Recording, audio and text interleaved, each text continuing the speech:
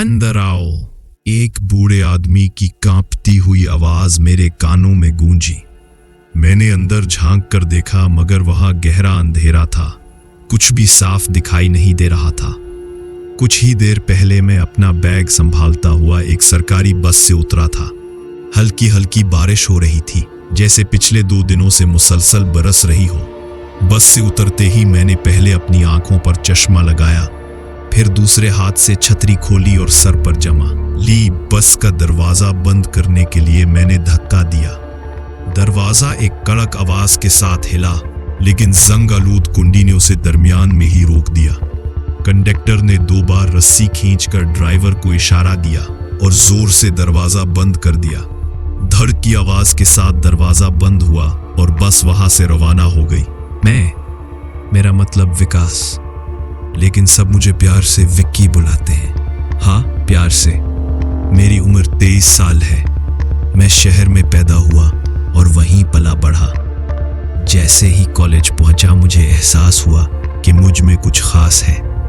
खास मतलब, मैं बहुत ही गुड लुकिंग हूँ। लड़कियां मुझसे बात करने को तरसती थी। खूबसूरती तो खुदा की देन है, लेकिन कुछ चीजें हमें खुद बनानी पड़ती हैं, जैसे अपनी जिस्मानी साख्त। इसलिए मैं रोजाना जिम जाने लगा और जबरदस्त बॉडी बनाई, वो भी 6 पैक के साथ। फिर सबसे जरूरी होता है आपका अंदाज़े गुफ्तगू। शख्सियत से तो कोई वक्ती मुतासिर हो सकता है, लेकिन असल कद्र आपकी ज़बान तय करती है।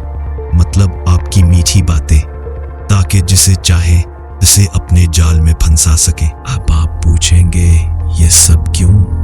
बताऊं? सुकून के लिए, जिस्मानी सुकून। लेकिन मैंने कभी किसी पर जबरदस्ती नहीं की। मुझे उसकी जरूरत ही नहीं पड़ती। अगर मैंने तय कर लिया कि किसी लड़की को फंसाना है, तो मैं फंसा ही लेता हूँ। कॉलेज के दिनों में मेरे दोस्त गिनते थे कि मैंने कितनी लड़कियों को फंसाया।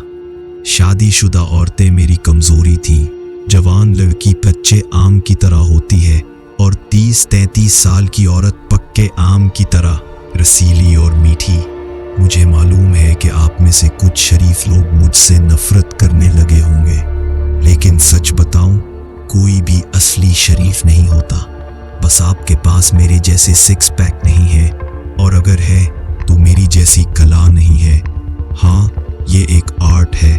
हर कोई नहीं कर सकता, और जो नहीं कर सकता वो शरीफ बनने का नाटक करता है। जैसे लोमड़ी को अंगूर खट्टे लगते हैं। अब तो मैं लड़की की नजर से ही समझ जाता हूँ कि बात कहाँ तक जाएगी। असल में ये समाजी खिदमत है।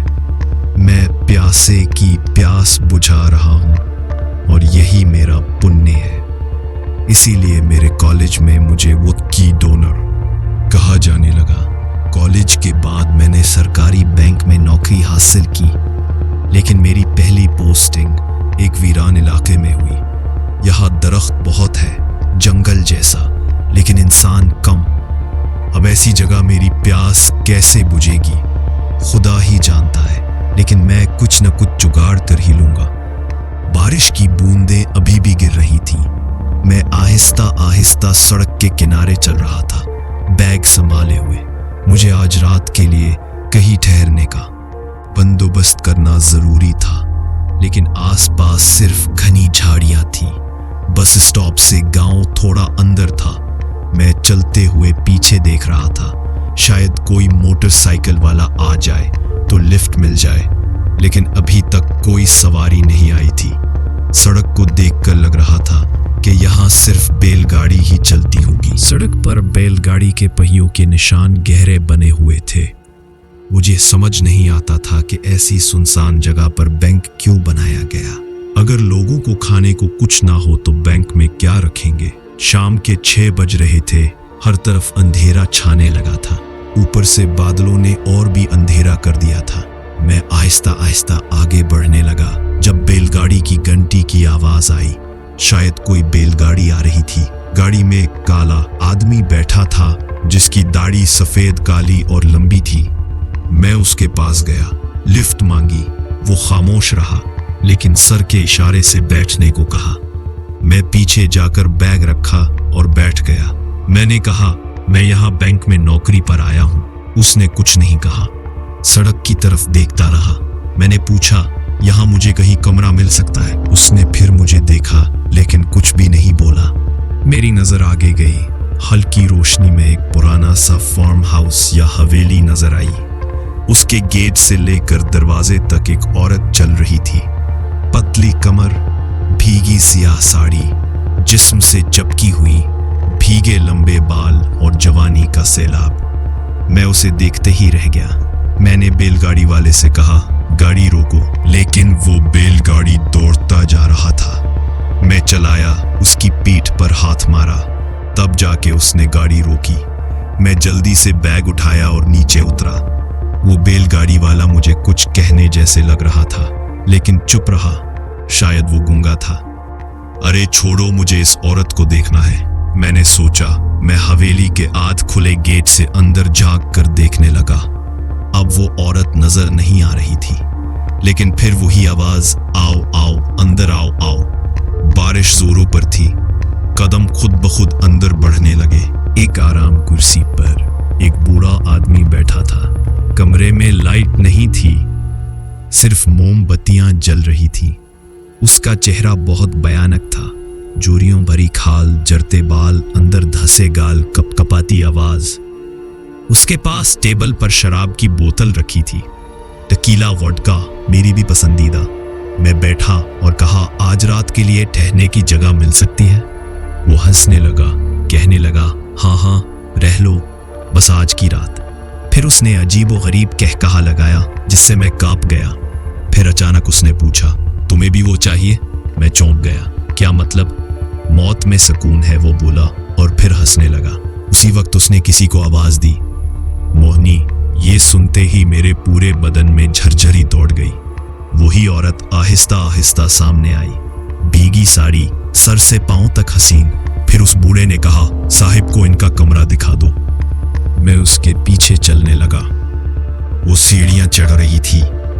एक एक कदम में ऐसी अदा थी कि मेरा जिस्म तपने लगा। मैंने पूछा, वो तुम्हारा शौहर है? उसने सर हिलाया। क्या वो तुम्हारी प्यास बुझा सकता है? उसने नजरें नीची की और अपने कमरे की तरफ इशारा करके चली गई। मैंने शराब पी, मगर उसके जिस्म की मस्ती के सामने सब कुछ फीका लगा। उसी वक्त दरवाजे पर दस्तक हुई। वही मोहनी सामने खड़ी थी। वो अंदर आई, मेरे करीब आई, मेरे होंठों को अपने होंठों से छुआ और रात गुजर गई। लेकिन फिर मैं जागा तो वो कमरे में नहीं थी। वो खिड़की के पास खड़ी थी, कपकपाती हुई। फिर मेरे पीछे एक खर्राती आवाज आई। मैं मुड़ा, पीछे भी वही मोहनी थी। उसकी गर्दन एकदम टेढ़ी हो गई और मेरी आंख खुल गई। मैं बिस्तर से उठा तो जिस्म में थकन थी। खिड़की से बाहर देखा, कोई औरत बागीचे में खुदाई कर रही थी। मैंने अपनी आंखें मली, मेरे हाथों पर झुर्रियां थी। मैं आईने के सामने आया। मैं बूढ़ा हो चुका था। मैं चीखा, रोया, कमरे से बाहर आया और उसी बूढ़े की कुर्सी पर बैठ गया। मोहनी मेरे पास आई, हंसी और चली गई। अब वो पहले से भी ज्यादा जवान लग रही थी। अब मुझे इंतजार था